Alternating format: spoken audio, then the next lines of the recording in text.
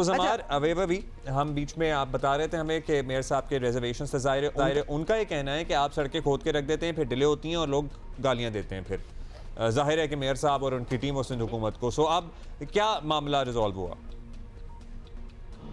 अब्दुल्ला, बिल्कुल ऐसा ही है। 2022 में ये जब मुकम्मल हुई यहाँ पर नुमाइश तक, उस वक्त अगर हम कॉस्टिंग देखें तो तकरीबन 35 अरब रुपए की लागत से बनाई गई थी और 1 किलोमीटर तकरीबन 1.5 से पौने 2 अरब रुपए का जो है वो इतनी की कॉस्टिंग आई थी। और अब का अगर हम आपको बताएं तो 1.8 किलोमीटर तकरीबन 5.5 अरब रुपए की लागत से बनाया जा रहा है और इन 3.5 साल में तकरीबन लागत जो है वो दुगनी से भी ज़्यादा हो गई है।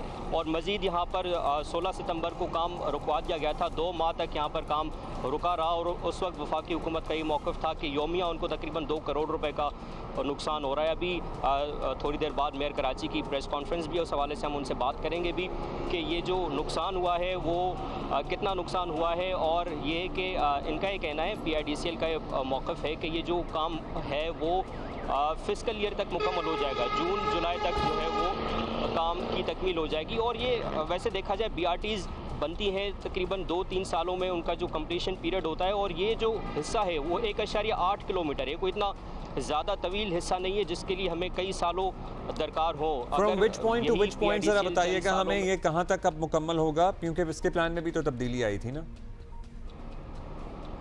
जी, ये अभी भी यही है कि जो नुमाइश से लेकर जामा क्लॉथ तक 1.8 किलोमीटर है, वहीं तक पहले टावर और तक उसमें नहीं 3 स्टेशन बनाए जाएंगे। जी, पहले टावर तक नहीं था मंसूबा ये?